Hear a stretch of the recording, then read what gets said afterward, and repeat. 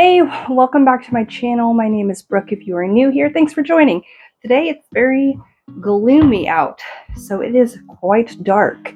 I had to bring in a good old-fashioned ring light, so hopefully you can see. But if you're new here, this is a channel where I kind of just talk about houseplants and DIYs on my shorts. So if you're interested in that, join in by subscribing. That would be awesome. I have a few plants that I need to repot. Hopefully I have enough soil. Honestly, I don't think I do. This might be a short-lived video. So I have two plants here, one of which actually really does need repotted, and it's this Monstera. Now, I got this for free, actually, at a plant pop-up, there we go, in Dallas quite a few months ago. It was actually free because it's a Reverted Albo. You can see here there is a strip of white going through, but all of the leaves are just plain green. So I have kept it going. I'm just seeing if anything comes of it. An Albo Monstera is in unstable variegation, so at some point the plant could start pushing out new growth that is white. Otherwise, I just kind of have a little Monstera deliciosa. However, it is really growing out of this grow pot.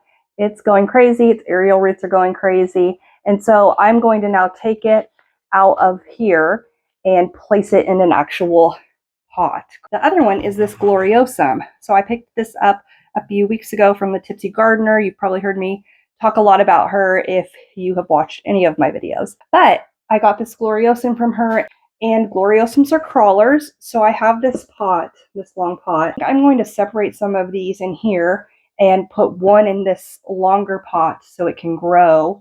And we'll pot up some of the smaller plugs. We'll see what's going on in the soil. Then I have this Philodendron, and this guy is doing wonderful, but he is going crazy.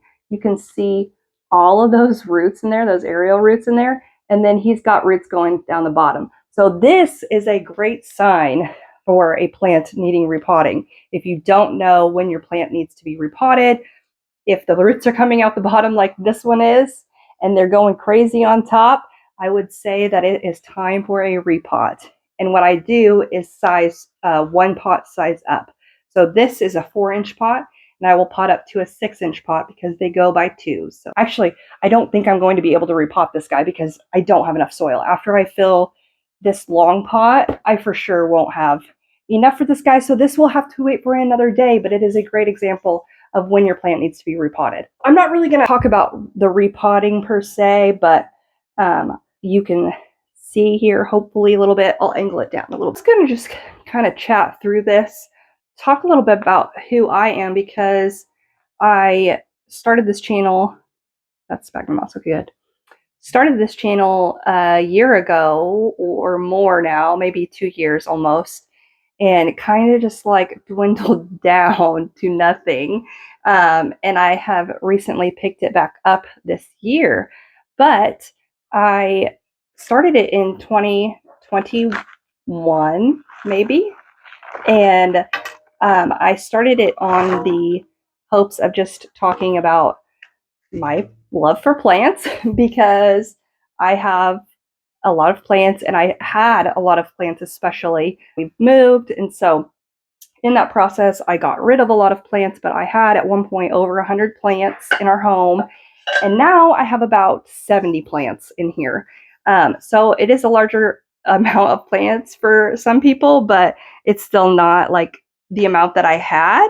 But I started it because 2020 came. I didn't really get to talk to a lot of people, and I was talking to my friends about plants because it's like the only thing I could think of to do, you know, plants in 2020 because you're at home.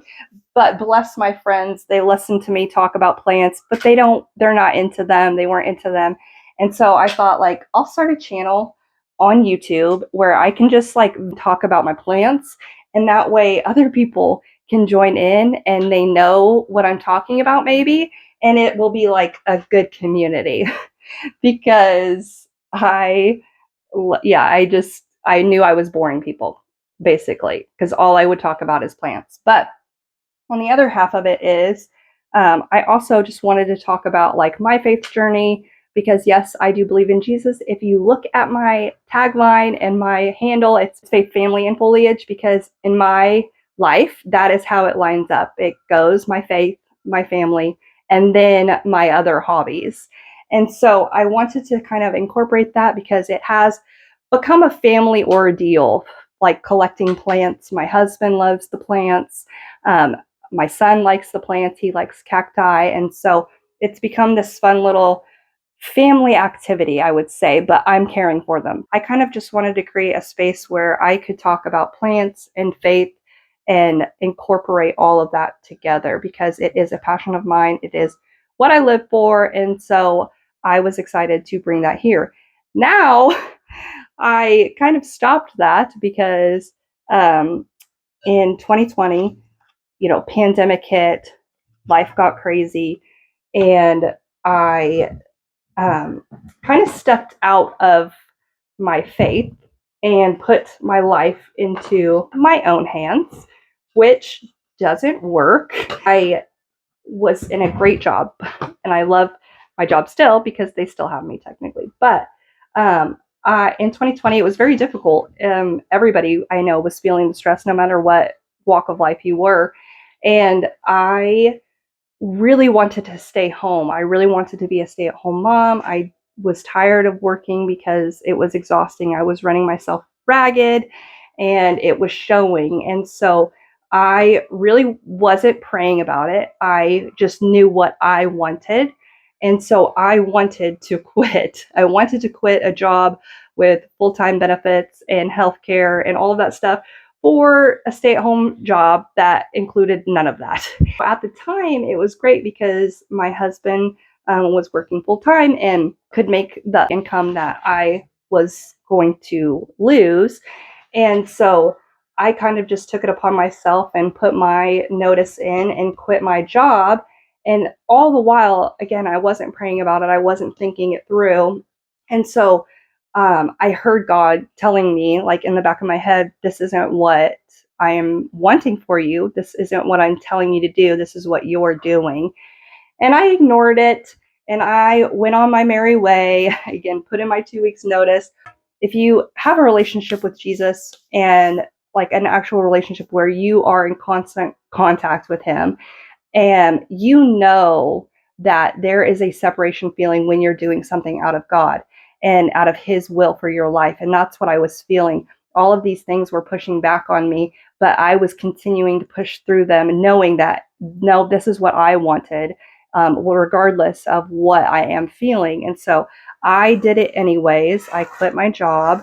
All the while hearing saying no, no, no, because again, I was tired, I was worn out, and I was over it. And so I did that. I quit my job in 2020 and went to stay home. I did contract work for quite a few months after that, but all the while, just trying to make it on my own, I guess. I was going to figure out homeschooling and all of these things in my mind I was going to do. I was going to start this YouTube channel. I was going to do plants and all of these things that I personally had a desire for and wanted.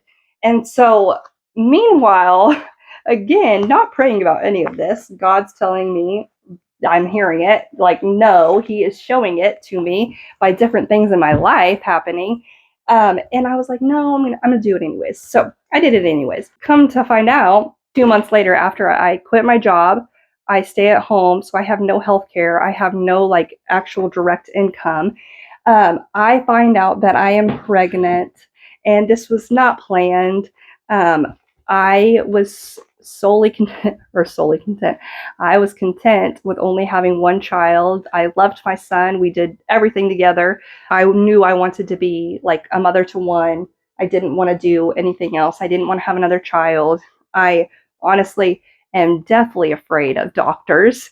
I am it's ridiculous. I am aware, but I do not like doctors. I don't like going to do any of that.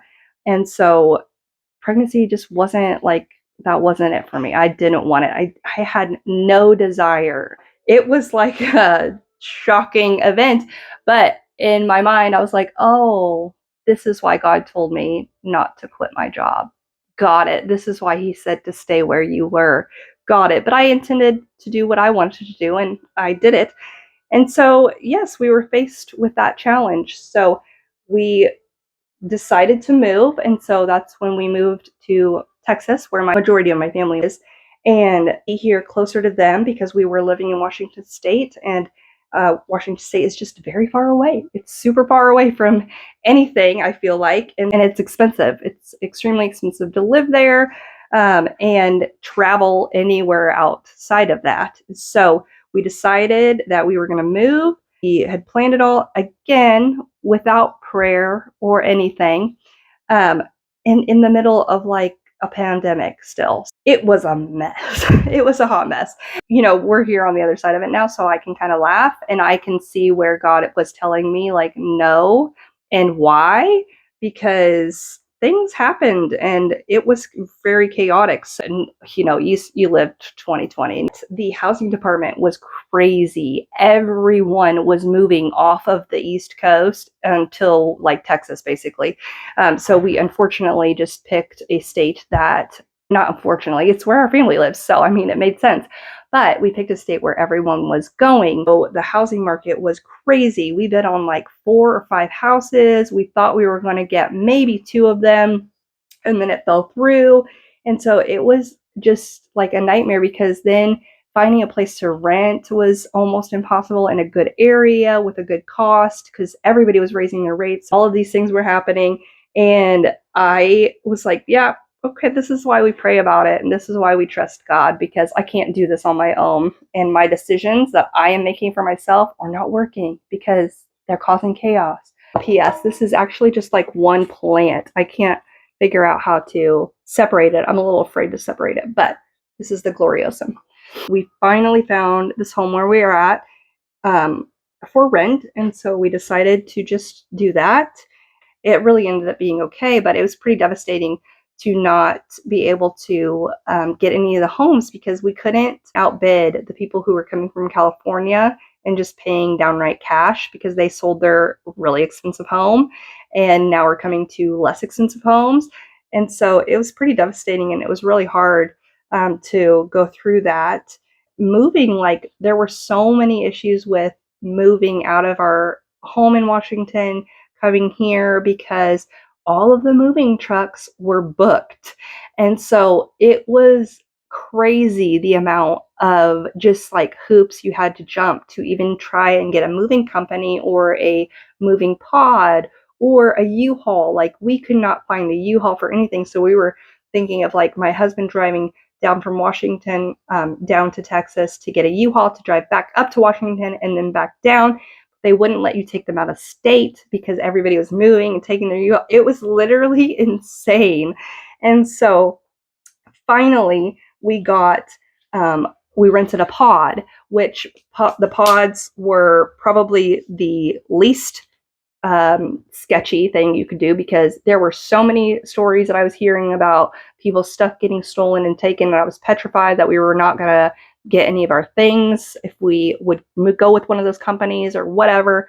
So a pod came along, but it was for the end of September, and we were hoping to be out by like end of July, August, early August. I did pray about it, and I felt like, no, this is what God is telling us to do. He is open this weekend. It was literally the only weekend left in 2021 that they had available. And so I was like, no, I feel confident and comfortable that this is what God is telling us to do. And so I'm going to go with it. It was horrendously expensive, but I'm like, we're going to do it. Family heard, and they're like, no, we really want you to come sooner. And so, like, of course, yes, duh, we would love to be there sooner. And, you know, after back and forth with them, my brother-in-law had a friend who had trailers, and he was going to lend us one so that we could drive up there. So they were all going to drive up there. Like, 2 of my brother-in-laws, my dad, and my husband was going to drive down and then back up and then down. And so I was like, I don't know. And, you know, I caved. I was like, yes, even though, again, I was hearing from the Lord, like, no, stick with the moving company. It's going to be okay. We know that you're impatient, Brooke, but just chill with it. Gave in. I was like, okay, yes. So we did that. Well, on the way up from Texas, they didn't even make it out of the state of Texas without their hitch falling off their trailer, my brother-in-law's truck, something in the engine going out. What else? I feel like there were like 2 other things. It was just insanity. And so that pushed back their trip. Then they finally get here. Come to find out, one of my brother-in-laws has COVID. Didn't know it. He's sick. He can't drive. So that leaves my husband to drive my vehicle alone and hopefully not pass out from exhaustion. And then on the way back, someone forgot to shut the trailer door. And so a lot of our items just came toppling out, like my chairs from the 50s. Kind of upset about those, okay? But I refinished them. They're fine. Those came toppling out on the highway. Our center table that we had in our living room came toppling out. It was destroyed. Large, very large, what is it called? Dolly came toppling out, toppling towards my vehicle that my husband was driving. Praise God that it didn't hit it or anything. It swerved off. But it was just like, oh, this is why God is, telling me no. And I was too weak in my faith to say anything and to stand up and say, like, no, this is what God is telling me. Like, we just need to stick with it. And we finally get to Texas. They come back. Unfortunately, my dad got COVID. Thankfully, my brother-in-law and him got through it and are fine. It's just like literally one thing on top of another, on top of another. All the while I'm watching and in your head, and you're like, this is why you listen to God. Like, you have faith and you trust in Jesus because he knows what is best for your life and he knows what you need. And so stop putting it on yourself. And I was putting it all on me. And so that was a bummer, but we got through that. We made it through that. We got settled. The house is great. Everything's great. I found a doctor here, and honestly, she was the best. 10 out of 10. I genuinely loved her because I hate doctors. I don't like doctors.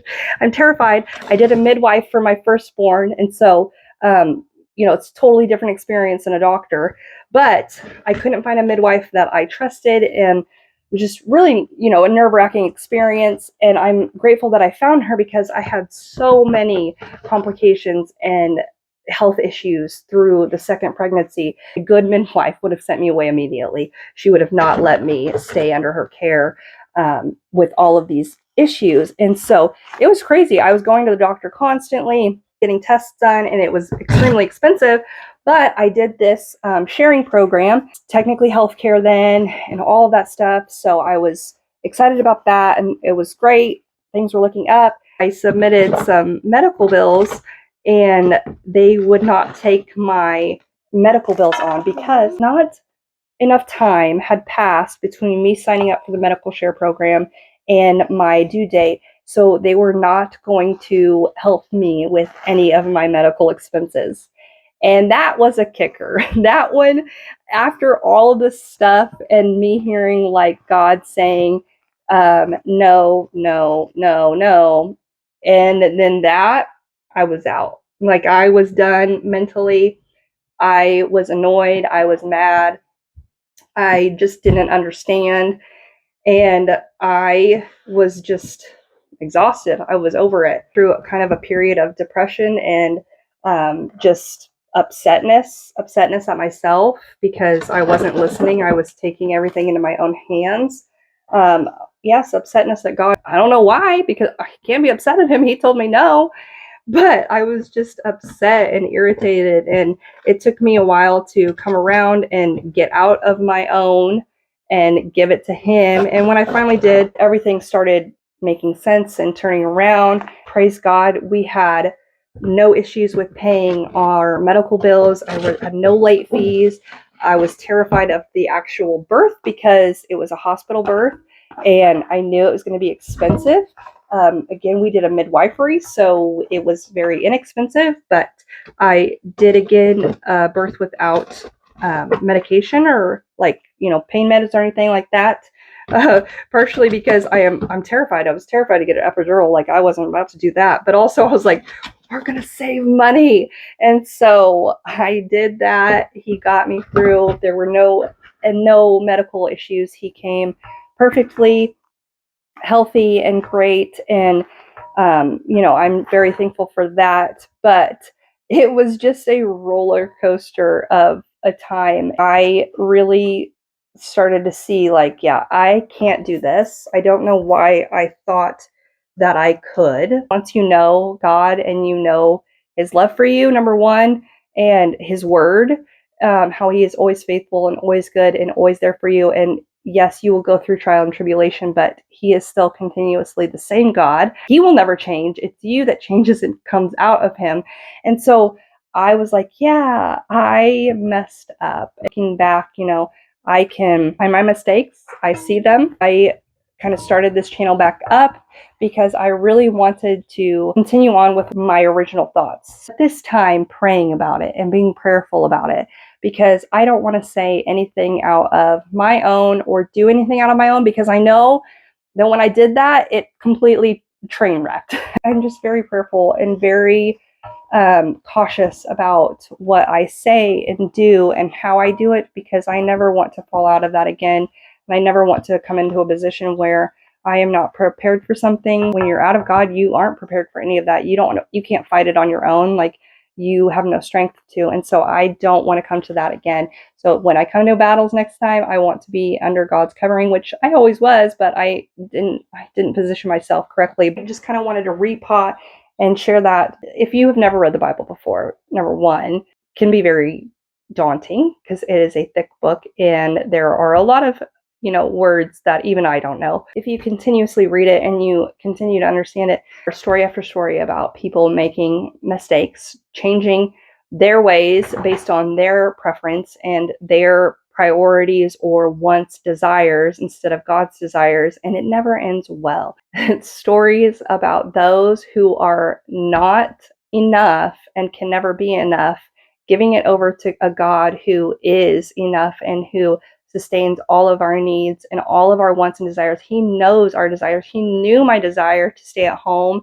He knew my desire to, be a designer and to love plants. Like, he has given me those passions and gifts.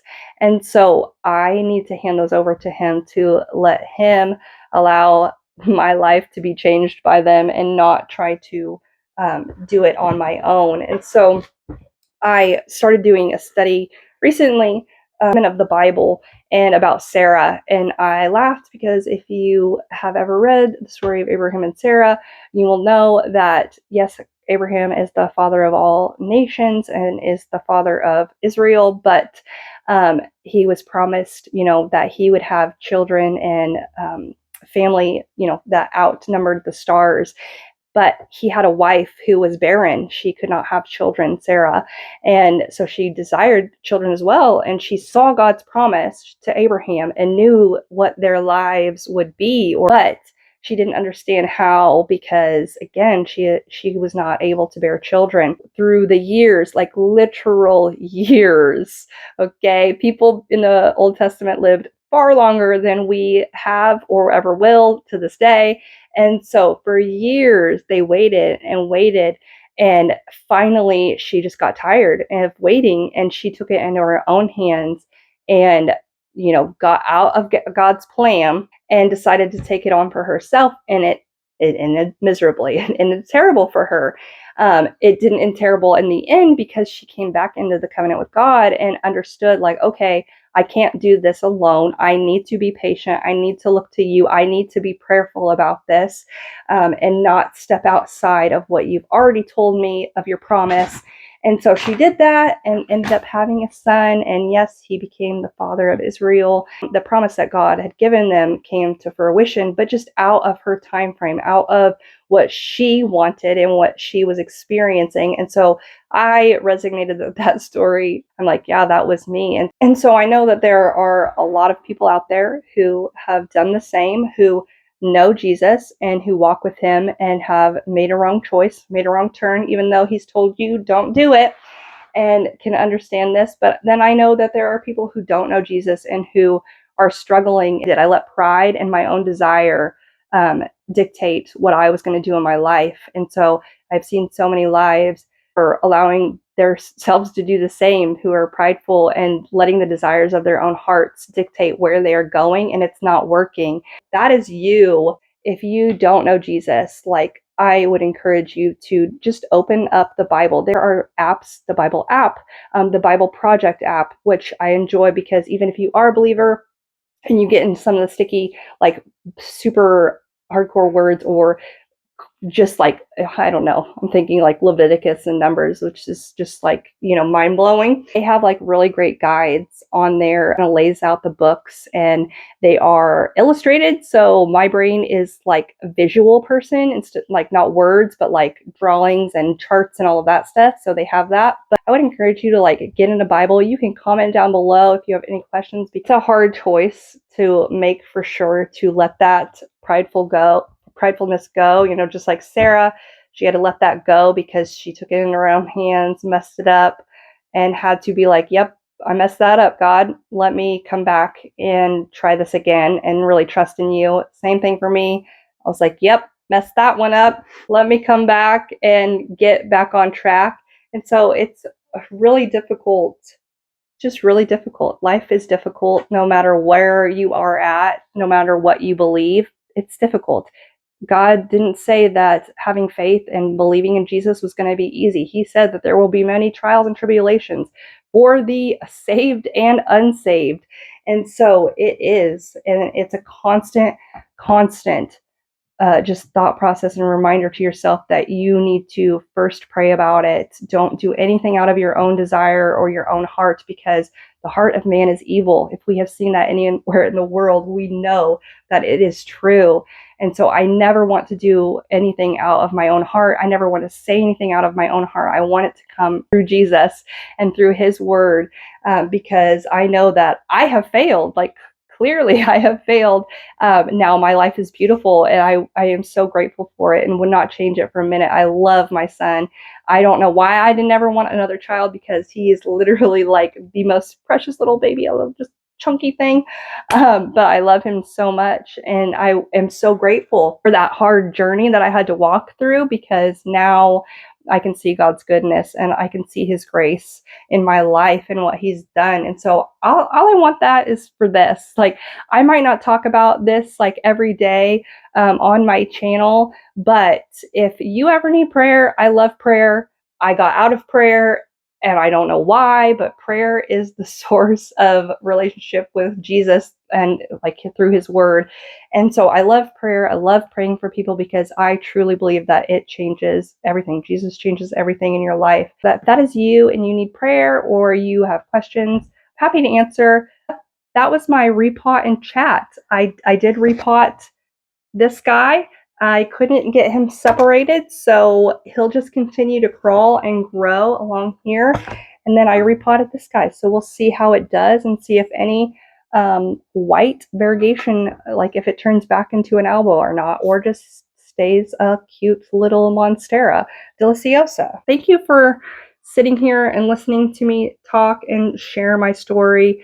Like, so many people can resonate with this and share their experience, and know that you are not alone in feeling this way or falling off of your faith, because God is a graceful God. I can go straight to him, and I can ask for forgiveness, and I can ask for his presence back in my life and get back on track with him without all of those processes of going and telling somebody or going to a man and confessing to him. Like, I can confess to my Lord straight where I am, and so can you. And so that is what I love about Jesus, is he came for us, and we don't have to do anything other than admit and say that we are sinful, that we cannot do anything without him, and continue on a path with him, and not over here all in the dirt. Like, I hope that made sense or resonated with you. If it did, let me know in the comments. I would be interested to see what you're going through, if anyone else has experienced the same thing, because I know that they have. Thank you so much for watching. Make sure to subscribe so you can see more, and we'll see you next time.